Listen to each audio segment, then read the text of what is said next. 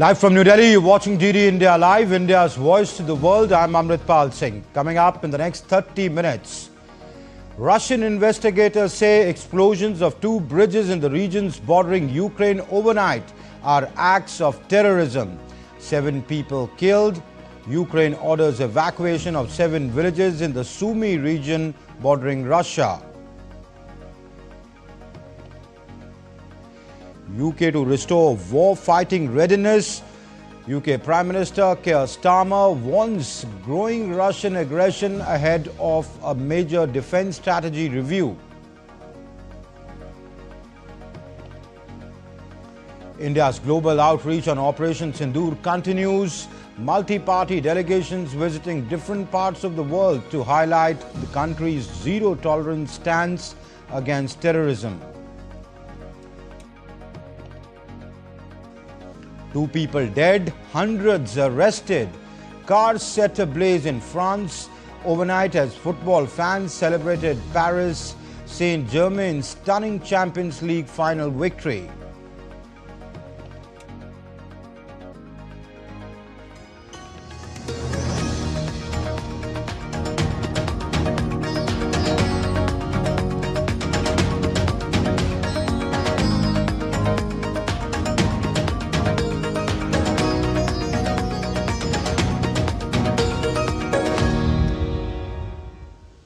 Russian investigators are treating the explosion of 2 bridges in regions bordering Ukraine overnight as acts of terrorism. Russian state media reported this on Sunday.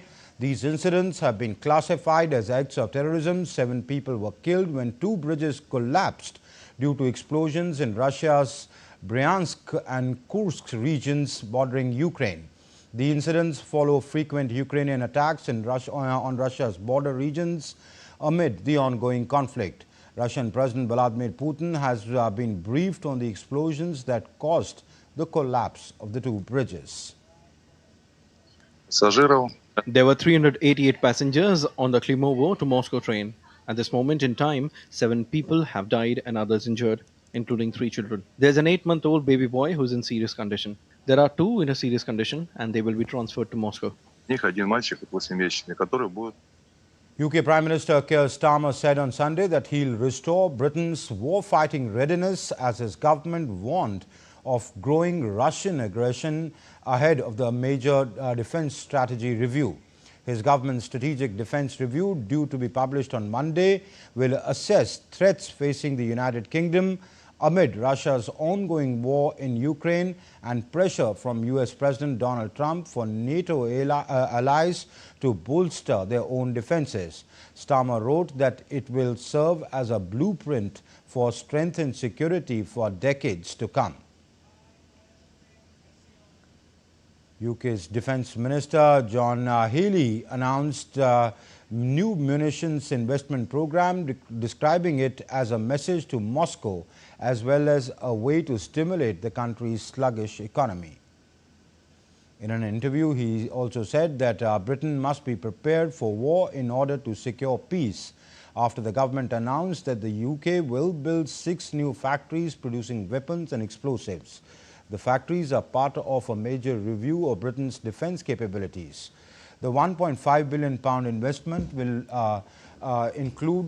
be included in the Strategic Defence Review, which is a 10-year plan for military equipment and services. The world is more uncertain, the tensions are greater, but we prepare for war in order to secure the peace. If you're strong enough to defeat an enemy, you deter them from attacking in the first place. That's what has made NATO the most successful defensive alliance in history. For over 70 years, it's helped keep the peace and the stability in Europe. The United States has sent Iran a proposal for a nuclear deal between Tehran and Washington. Iranian Foreign Minister Abbas Araghchi said that he had been presented with elements of a US deal by his Omani counterpart Badr al-Busaidi during a short visit to the Iranian capital. It comes after a report by the UN nuclear watchdog which said that Iran had further stepped up its production of enriched uranium. Iran has consistently said it won't sign any deal that does not allow enrichment. while U.S. officials have publicly committed to denying Iran that option. White House Press Secretary Caroline Leavitt said on Saturday that it was in Tehran's best interest to accept the deal, adding, President Trump has made it clear that Iran can never obtain a nuclear bomb. At the Shangri-La Dialogue in Singapore on Sunday, Philippines Defense Secretary Gilberto Teodoro criticized China's lack of trust as a major barrier to resolving South China Sea disputes. Teodoro also rejected claims that the Philippines' stance stems from U.S.-China rivalry, instead of blaming China's overreach, particularly its baseless 9, 10 or 11 dash line. Tensions persist over contested islands with frequent maritime clashes. China's defense minister skipped the summit, sending only an academic delegation.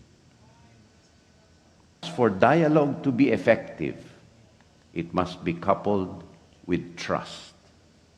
And China has a lot of trust building to do to be an effective negotiating partner in dispute settlement. We have to call a spade a spade. And that's what we see, and that is the biggest stumbling block to dispute resolution or dialogue with China, that deficit of trust. Italy's Prime Minister Giorgia Meloni will host President of France Emmanuel Macron next week in talks seen as an attempt to ease tensions after years of strained relations and recent jibes between the European leaders.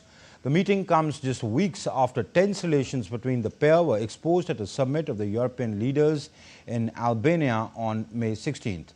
Meloni was in Tirana, but was notably absent from a meeting between Macron and the leaders of Germany, Britain and Poland with Ukrainian President Volodymyr Zelensky. That was followed by a joint call to U.S. President Donald Trump. Meloni said she did not join them because she opposes the idea of sending Italian troops to Ukraine to enforce any eventual peace in the war with Russia. Macron later said that the Italian was operating under a misunderstanding. In Bangladesh, the International Crimes Tribunal on Sunday issued warrants for the arrest of former Prime Minister Sheikh Hasina and former Home Minister Asad Uzman Khan Kamal in a case filed over alleged crimes against humanity during the July-August mass uprising. At the three-member ICT bench led by its chairman, Justice Ghulam Murtaza, passed the orders after accepting charges against Hasina. Asad Uzman and former General of Police Abdullah Al-Mamoon. The ICT also showed Mamoon arrested in the case. Reports, this is what the United News of Bangladesh says. The court ordered the authorities concerned to produce them before the court on the 16th of June and fixed the same date for hearing. As part of the Government of India's continued efforts under Operation Sindoor, the high-level delegation led by members of Indian Parliament Sanjay Jha is visiting Malaysia. India's High Commissioner to Malaysia briefed the delegations, setting the context for engagements in Malaysia to convey India's resolve in fighting terrorism. The delegation interacted with the Indian community, reaffirming India's national consensus and collective resolve to combat terrorism in all its forms. In all 4 places, because we have just started, this is our first meeting in Kuala Lumpur, but all 4 countries where we have visited, see, all the 4 places, there is one voice that there is a support for India's fight against terrorism. They supported our stand. Visiting this kind of delegation, they were apprised about India's position. They were apprised how India is doing. Largely, we get the support from the dispensation there, the think tank there.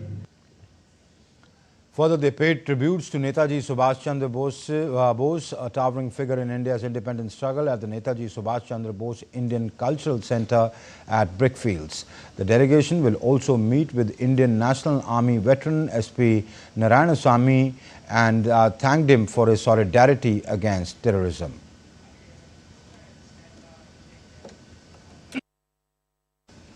And another all-party parliamentary delegation led by Member of Parliament Ravi Shankar Prasad is in London on the third leg of his multi-nation visit. During the course of stay in the United Kingdom, the delegation will meet the Speaker of the House of Commons, Lindsay Hoyle, FCDO Minister for the Indo-Pacific, Catherine West, and members of both houses of the UK Parliament and important representatives from the media, think tanks and Indian diaspora. The delegation is on a visit to the UK till the 3rd of June with a mission to convey India's unequivocal commitment to defeat terrorism.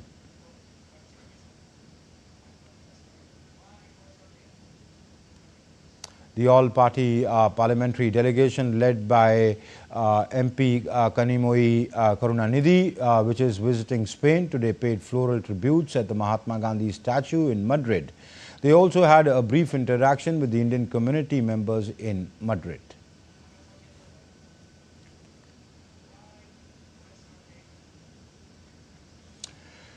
And another group of all-party parliamentary delegation led by MP Bijayant Jai Panda is in Algeria to strengthen India's fight against terrorism. The delegation today interacted with the Secretary of State for Algerian Ministry of Foreign Affairs. Addressing the Algerian media, members of the think tanks and the Indian diaspora, Bijay Panda slammed Pakistan, highlighting that the neighboring country is using its nuclear power to shield its terrorist activities. Terrorism that we face is state-sponsored.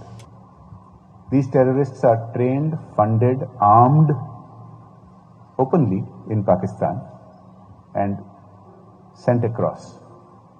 Pakistan has a link to terrorism around the whole world. It has a link to the 9/11 attacks in the US. It has links to attacks in UK, in Spain, in other parts of the world. I can give a whole list, but I'm sure many of you are aware of that linkage. The delegation also observed a moment of silence in the memory of those who lost their lives in the Pakistan-sponsored terror attack in Pahalgam. And after completing a fruitful visit to Colombia, Guyana and Panama, the multi-party delegation led by MP Shashi Tharoor is now visiting Brazil to convey India's strong stance against terrorism in all its forms. The delegation was received at the airport by Charge d'Affaires in the Indian Embassy, Sandeep Kumar Kujur. Speaking on the delegation's three-nation visit so far, Tharoor said that the feedback to the delegation from these countries has been positive. We've done 3 countries already, Guyana, Panama and Colombia. And we are now in Brazil, though Sunday. Feedback has been very positive in both Guyana and Panama, which are Security Council members. There was tremendous understanding and support for our mission and expressions of solidarity for our fight against terror. On the whole, we've had some very good results. My team has been fully participating in everything. We are all equal participants in this venture. And here in Brazil, we're looking forward to having some very solid, constructive discussions. The multi-party delegation led by Member of Parliament Supriya Sule held fruitful interactions and intense discussions with top Ethiopian lawmakers, dignitaries, the African Union Commission. During these meetings, the delegation members underscored the continued threat of cross-border terrorism and deliberate attempts to sow social discord in India. The Ethiopian side emphasized its own zero-tolerance policy against terrorism and condemned the terrorist act committed on the 22nd of April against innocent citizens in Pahalgam. They expressed willingness to work together to address this global challenge. .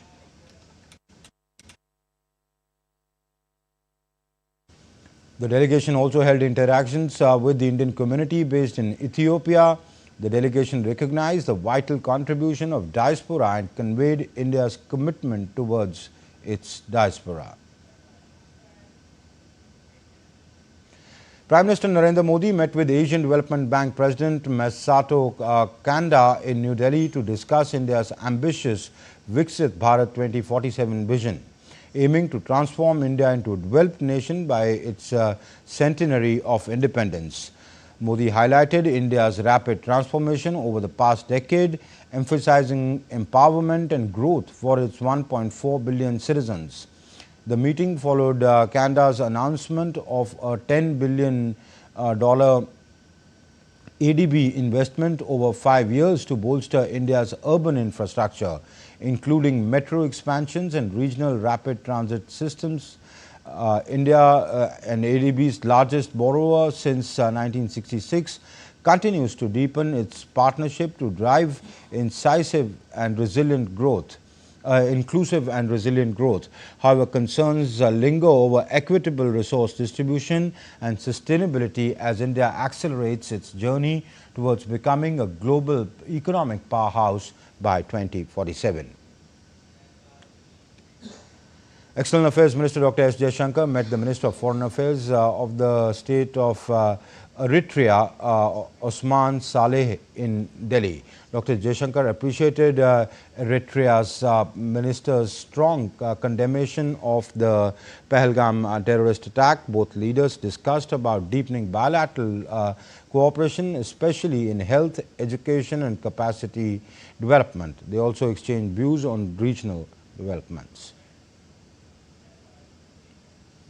The NIA, or the National Investigation Agency, has conducted massive search operation at 15 local locations across 8 states like Pakistan in a Pakistan-linked spying case. The states include Delhi, Maharashtra, Haryana, Uttar Pradesh, Rajasthan, Chhattisgarh, Assam and West Bengal. Raids were targeted suspects linked with Pakistan's intelligence operatives. Electronic gadgets, financial records and other sensitive materials were seized. The suspects allegedly acted as conduits for Pakistani operatives to leak classified information. The case, registered on May 20th, is being probed under the BNS Official Acts, Secrets Act and the UAPA.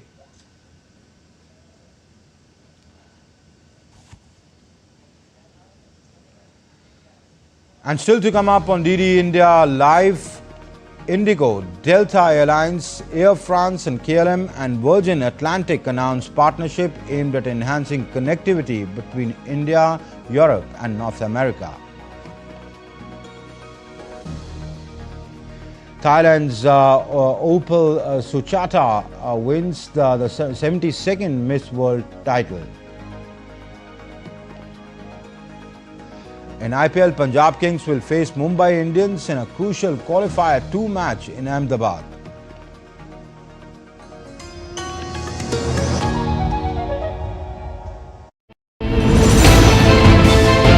Geopolitics and trade deals. Economic challenges amid development. Hard work and the path to prosperity. It's the economy always. Between walkers, money is what money does and says. Supply creates its own demand. Between the bulls pulls and bears tears. When supply chains globalization and India rises to the podium. We'll get you centered with the economic brief at 8 p.m. every Thursday on DD India.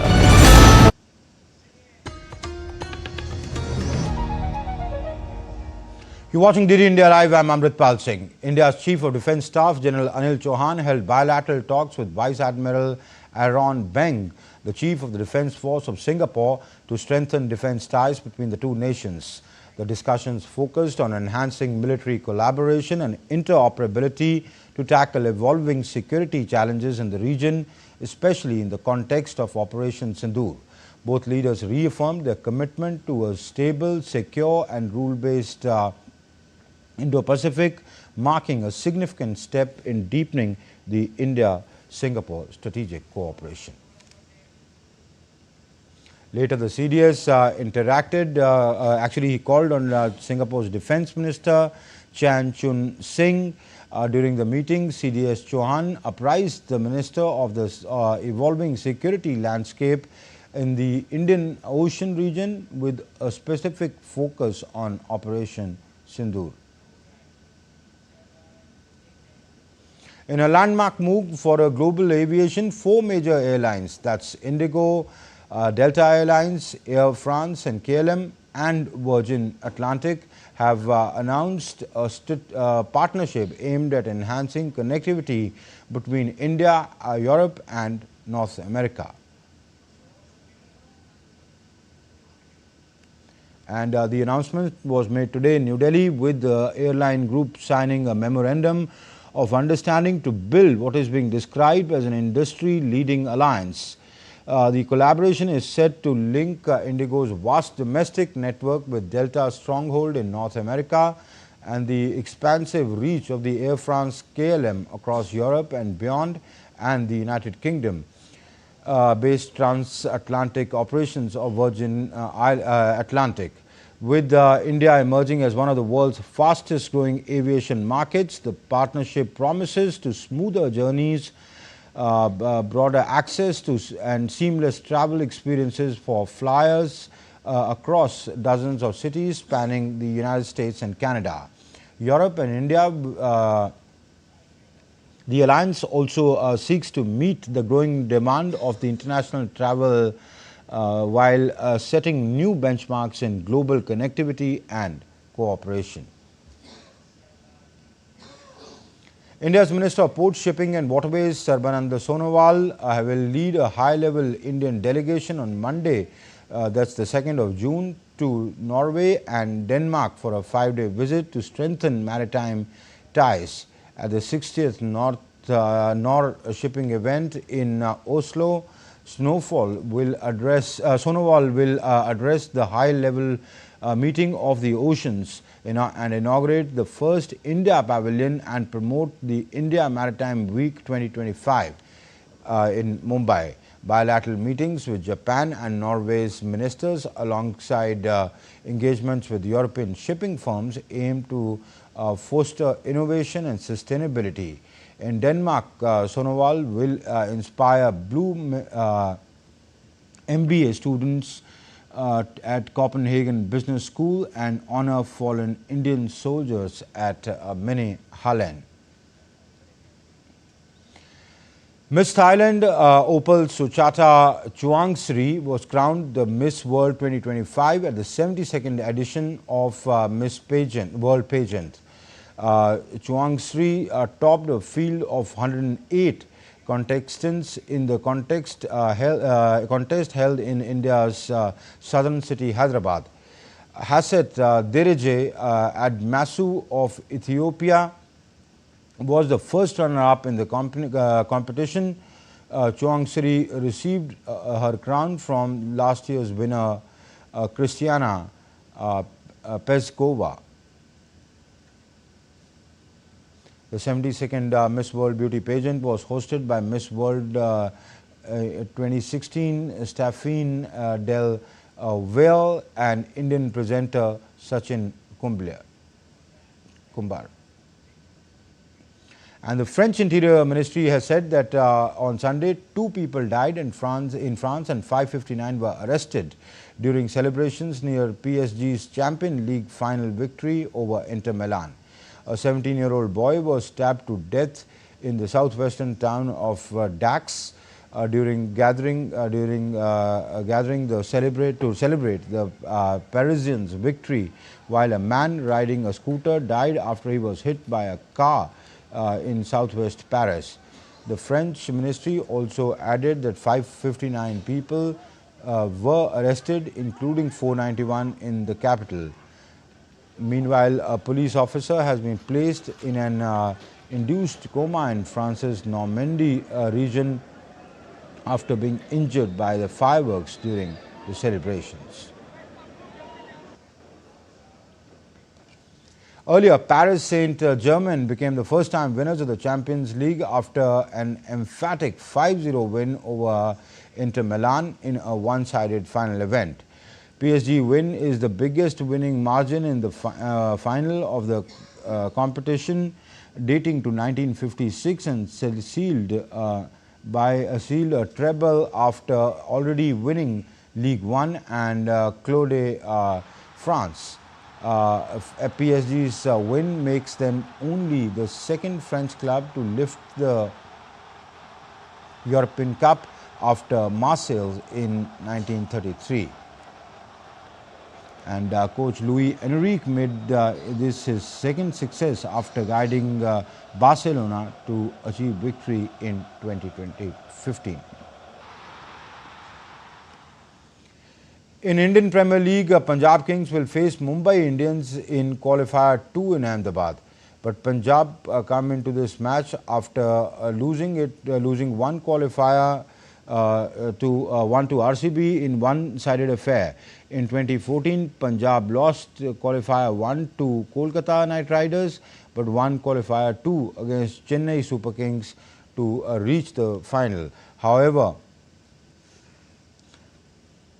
they lost the final against KKR. That was the only time they reached an IPL final. Mumbai, on the other hand, reached the IPL final 6 times. So they have won 5 of them. They have lost qualifier 2 to Royal Challengers Bangalore. The only other time that they lost qualifier 2 was in 2023. Hardik Pandya-led side came into March after edging out Gujarat Titans in the eliminators. And that's it then in this edition of DD India Live. Do let us know your thoughts on the news of the day. For those on the go, you can get all the latest news and updates from India and across the world on DD India's mobile application. The application is available both on Android and iOS platforms. Download the QR codes that you see on your screen right now. We'll be back with more news as it breaks here on DD India. I'm Amritpal Singh, and from my entire team here in Delhi, thank you for watching DD India Live.